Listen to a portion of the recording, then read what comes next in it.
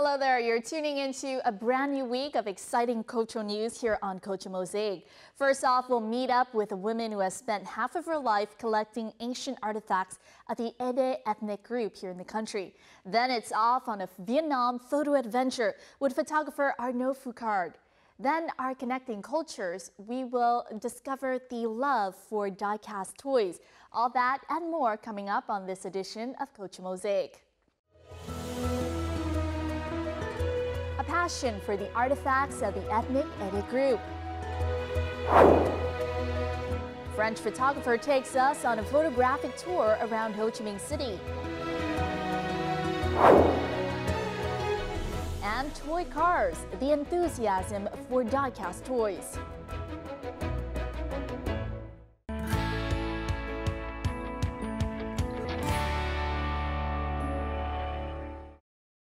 The second National Amateur Singing or Đơn Ca Tài Tử Festival opened in the southern province of Bình Dương on April the 8th. During the 5-day event, 21 bands across Vietnam's southern region participated in the event. The festival, entitled Amateur Singing Treasure of the Southern Land, features art spaces, food tours, and competitions to highlight the South's musical and culinary specialties. A talk show on amateur singing and its tourism potential will also be held.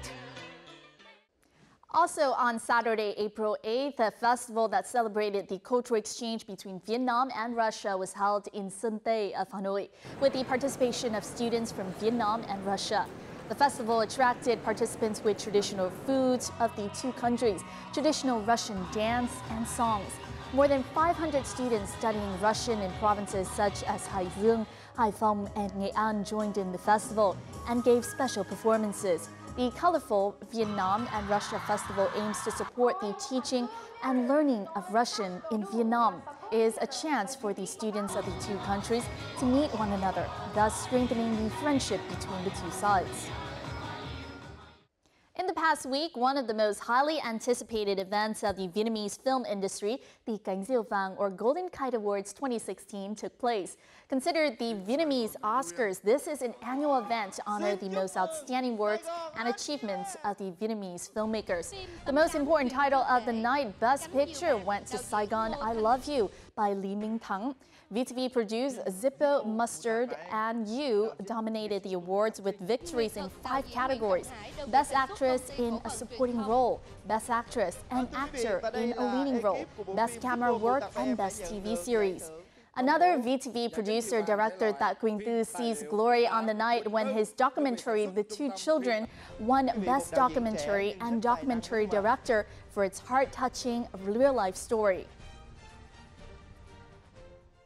After pho and bún chả following U.S. President Obama's snacking last March, Hanoi's egg coffee has recently found fame. U.S. news station CNN's reporters have compiled a list of 10 Vietnamese street foods. They say the cheapest and one of the most delicious places to find Vietnamese cuisine is in a traditional open-air market. Here are single food stalls run mostly by women, they say, offering finely crafted dishes passed from mother to daughter for generations. Ready to pull up a plastic stool?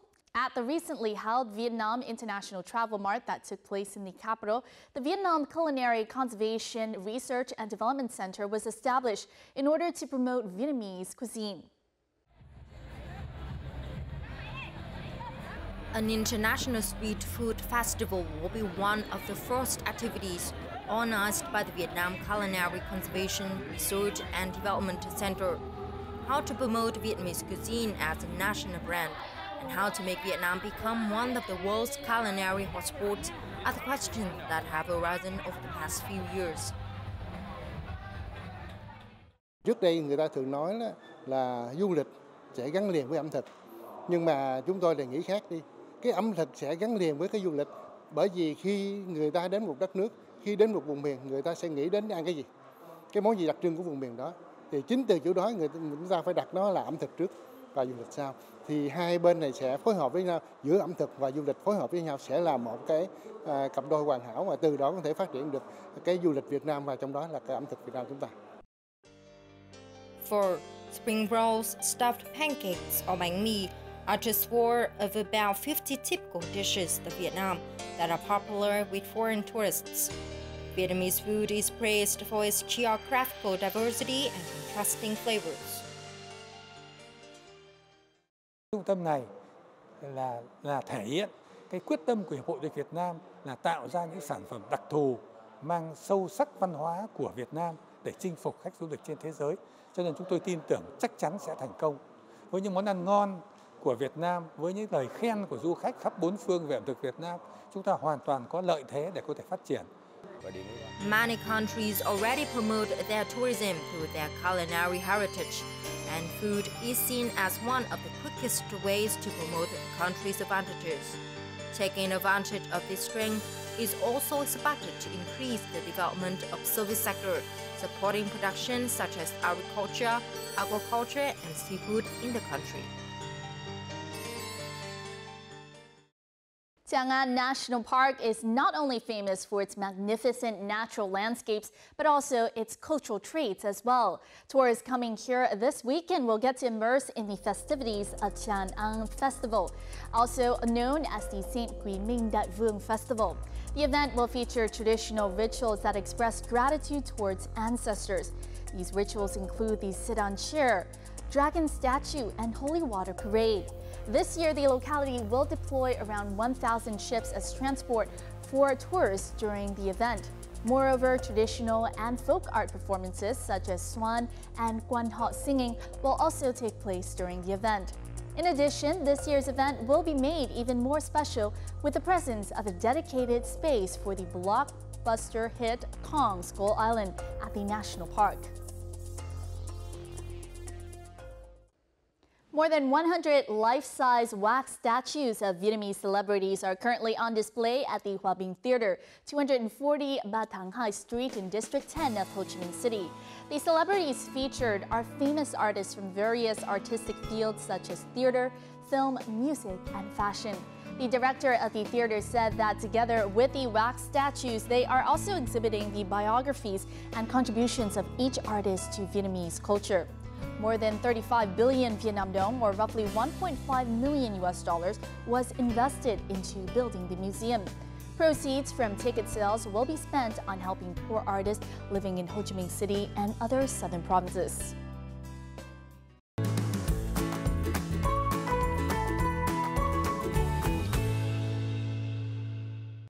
Collecting and preserving ancient artifacts has long been a great way to help us conserve our cultural values, especially when the modern lifestyle has been adopted in some ethnic groups here in the country.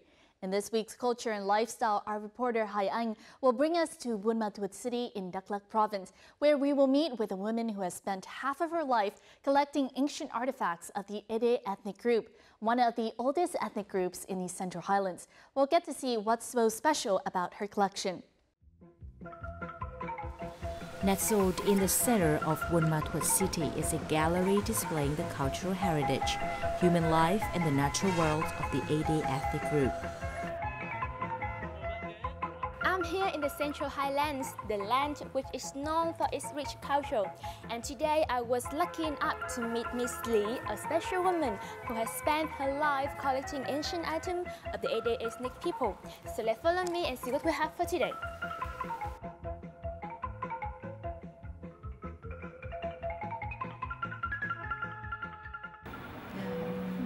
This is a jar mother carrying her child of the Ede people, with the image of a mother carrying her child.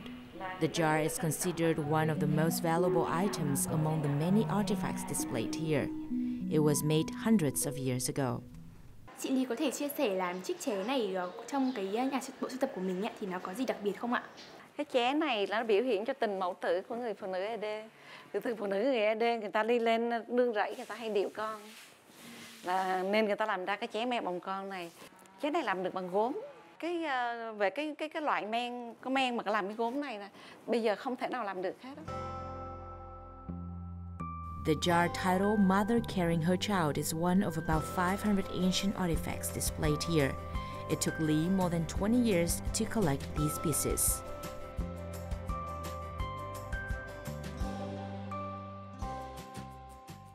Mình phải làm người khách rất quý và được chủ nhà mến mới được chia sẻ. Tại vì khi người ta chia sẻ thì giống như là một món quà mà họ trân trọng thì họ mới chia sẻ. The gallery has become an attractive place for tourists who are eager to learn more about the traditional lifestyle of ethnic groups. Khu Lăng An Viên này là sưu tập được rất là nhiều cái vật dụng có giá trị quý để cho mọi người cùng tham quan. Nó rất là gần gũi với đời sống hàng ngày. Những cái sản vật hàng ngày đi săn bắn hái lượm, chén bát. Khi nhìn những cái sản vật này có thể là sẽ giới thiệu biết là cái vật dụng này để làm cái gì, phục vụ cho đời sống hàng ngày. Following recent lifestyle changes, the signature longhouses of A-Day are being replaced by modern houses or buildings. Many of the artifacts displayed here, such as gongs, buffalo skin drums, and traditional dresses, are no longer a part of A-Day life. Không phải bỗng dưng mà sưu tập được những cái hiện vật như thế đâu. Nó phải có sự đam mê, rồi lại phải có sự tìm tòi. Đây sẽ là một cái phòng trưng bày tư nhân rất là có ý nghĩa đối với cái việc mà ta đang vận động là bảo tồn văn hóa, mà nhất là chị lại không phải là người dân tộc nhưng mà lại ở một cái địa bàn của một cái buôn dân tộc. Cái việc thế làm đấy nó lại càng có cái giá trị. Để có được một bộ sưu tập nhỏ mini này tôi rất là tự hào. Mình sống và mình lớn lên trên đất của người đồng bào và mình muốn làm một cái gì đó để lại cho con cái và con cháu đời sau này. Nó nhìn vô nó biết là trước kia những người đồng bào mình sinh sống trên đất Tây Nguyên này là cái dụng cụ và cái cuộc sống sinh hoạt của người ta hàng ngày, người ta sử dụng những cái gì để cho con cái mình sau này nó có đi đâu đi xa nữa, hay là cái nhịp sống của mình nó có tiến xa đi nữa thì nó cũng không quên được cái cội nguồn.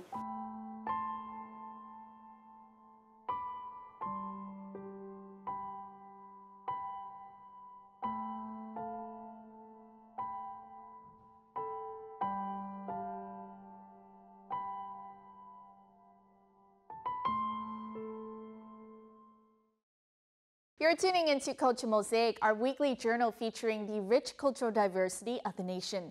We hope to become a bridge that connects artists and their work to our viewers out there. So do join us on this journey through various culture scenes here in Vietnam, as we have a lot more coming up on this edition of Culture Mosaic.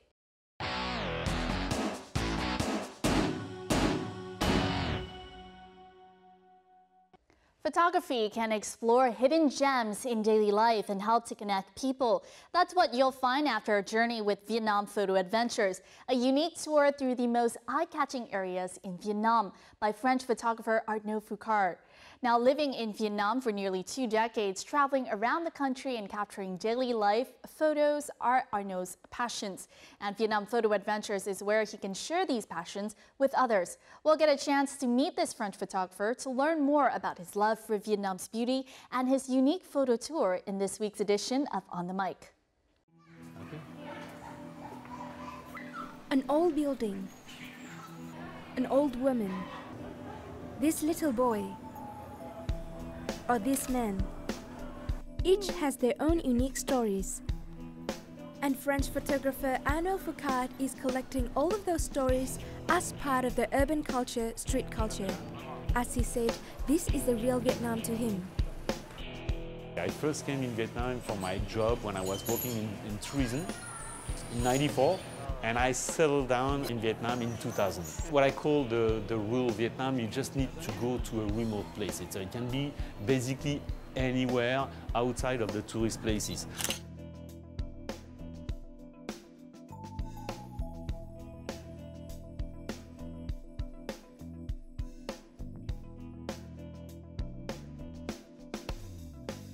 Hello Arnaud, and thank you very much for joining us.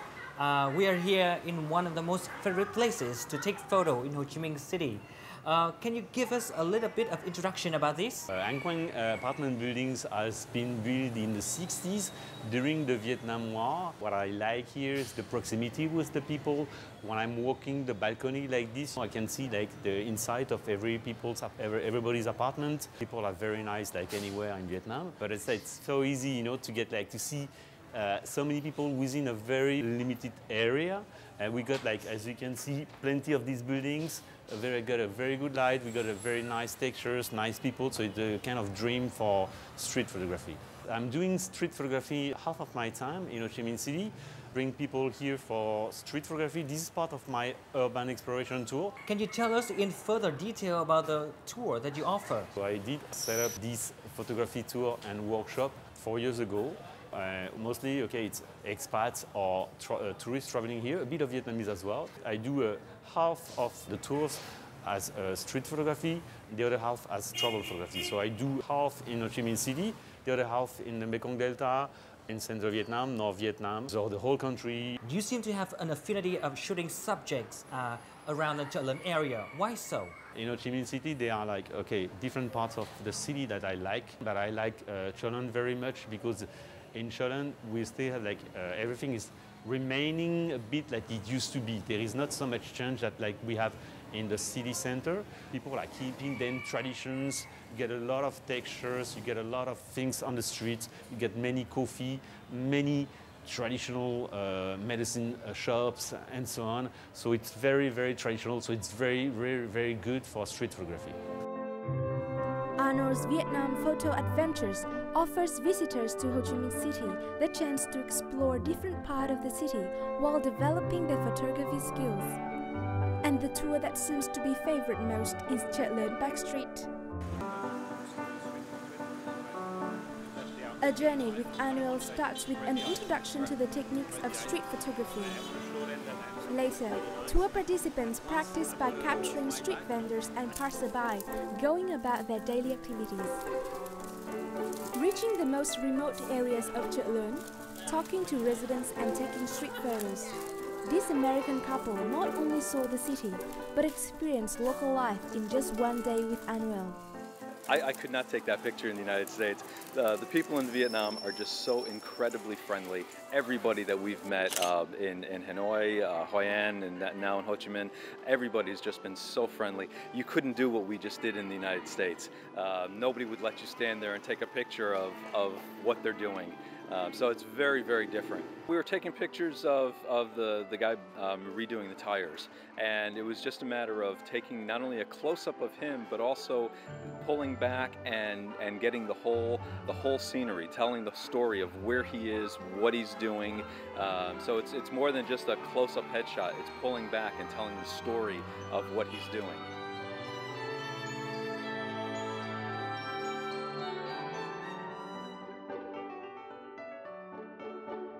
How did you launch Vietnam Photo Adventures? It was a combination of passions. I love photography since I am 18 years old, so it has always been my #1 passion.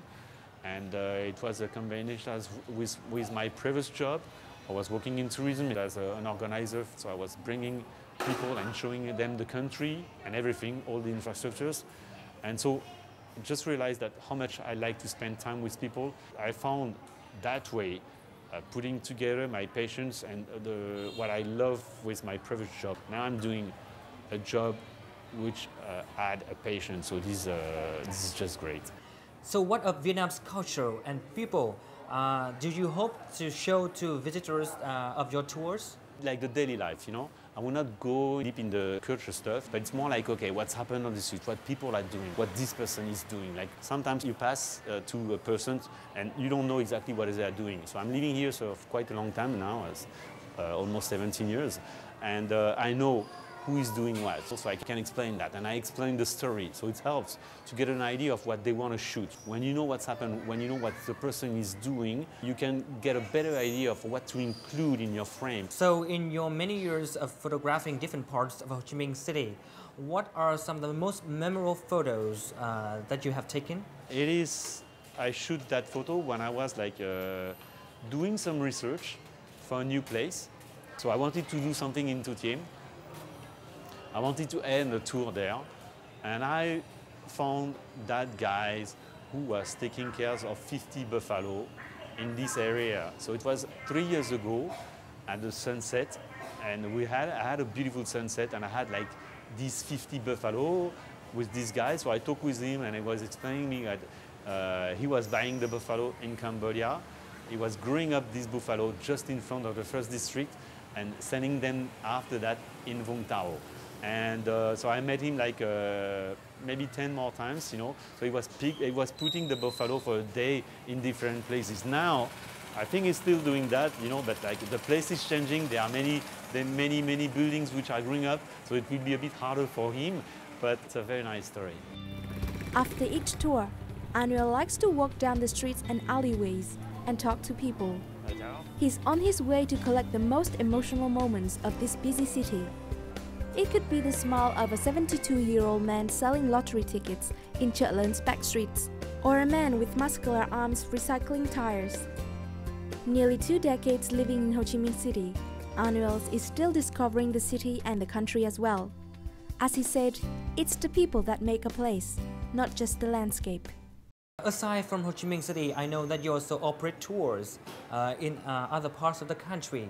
What are some of the most favorite destinations and why? I love very much the Mekong Delta. I love to get to the floating markets. So what I love is like, this is a kind of traditions which is slowly disappearing, and I believe like within the next 10 years, some of these floating markets will gonna be gone totally, because the context changed, the road network is better. People are sending them fruits and vegetables by road. I also like very much the center of Vietnam, around Nha Trang and Hue. You get some beautiful, amazing landscape there. My favorite in North Vietnam is Ha Giang, but not only. I like what's happened around Sapa. There are so many nice stuff like south of Sapa, Mukan Chai, or Hoang Su Phi, which is in Ha Giang as well. So I have great and more. So beautiful people and beautiful landscape. Can you share with us some of your plans in the future? I got plenty of projects actually. You know, I want to do like some more workshop for street photography. I want to do much more travel tours. So I will gonna still do a lot of streets, but maybe a bit less, to give some room for more longer tours in the rest of the country. So good luck with your projects, and we hope to see more beautiful photos of Vietnam through your lens as well as through your visitors' lens. Thank you very much. It's been a pleasure.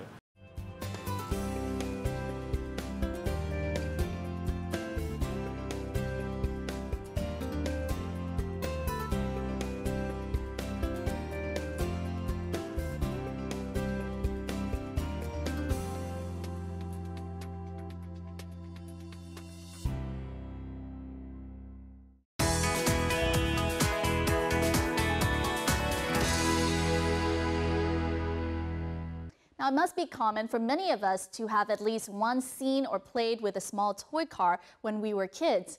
They are one of the most popular toys for children. But what if I told you these toy cars aren't just toys? In fact, they can be very sophisticated and even a quite expensive hobby for grown-ups. In this week's Connecting Cultures, we'll see how the die-cast toys, which originated from Western countries, have now taken Vietnam by storm. On first glance, these cars could be mistaken for real. Actually, they are dozens of times smaller than their full-size counterparts. They are called die-cast models, or miniature copies of real cars, down to the smallest details.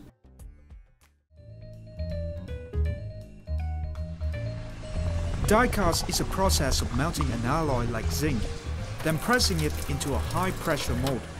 If the mold is in the shape of a car, you will get a die-cast model car. The die-cast trend began in Western countries and is very popular there. Now it has made its way to Vietnam with thousands of collectors across the country. This is Cương, an auto garage manager in Hanoi. When he's not working with full-sized cars, he spends his time on his miniature model collection. Cách đây khoảng hơn 2 năm, mình được cậu ấy dẫn mình vào mô hình, bởi vì mình thấy cậu ấy chơi mô hình và thỉnh thoảng lại có buổi họp, cậu ấy dẫn mình đi, thì từ đó mình bắt đầu tìm hiểu vào mô hình tĩnh, mình xem phim và trên các trang web của nước ngoài thì có rất nhiều cái mô hình mà mình thích, và chiếc xe đầu tiên mình chơi là chiếc xe Audi R8. Collecting die-cast models is more than just for display. Collectors even make mini garages to show off their models and go to great lengths to ensure the models look realistic. Người chơi mô hình tĩnh rất quan tâm đến ngoại hình của xe, đặc biệt là nước sơn. Do điều kiện thời tiết của Việt Nam việc hỏng xe và bị rộp sơn là điều đó là điều rất bình thường. Bị rộp sơn như thế thì chúng ta không có cách nào khác, chúng ta phải sơn lại xe. Chúng ta phải luôn luôn giữ cho xe sạch bụi này và chúng ta phải lau chùi xe bằng hóa chất. Kuang is an administrator of the Hanoi 1224 Diecast Motor Club with over 6,000 members. This is one of the many diecast collector communities in Vietnam. Every few months, they meet to showcase their models to fellow collectors. The most popular models are based on expensive sports cars like Lamborghini and Ferraris. However, there are also models of motorcycles, container trucks, military vehicles, and even bulletproof limousines. Small motor cars look somewhat like toys, but larger ones are much more detailed and can cost quite a bit of money. Just a scratch or a missing door handle can greatly decrease the value. Ở nhà mình thì mình cũng có 2 cháu, thì mình cũng có cho các cháu chơi, nhưng mà chỉ cho các cháu chơi những chiếc với những cái tỷ lệ nhỏ hơn và những chiếc xe sedan. Chứ còn mình cũng không dám cho con chơi những chiếc xe này, bởi vì là mình rất là sợ con làm hỏng những cái chi tiết này.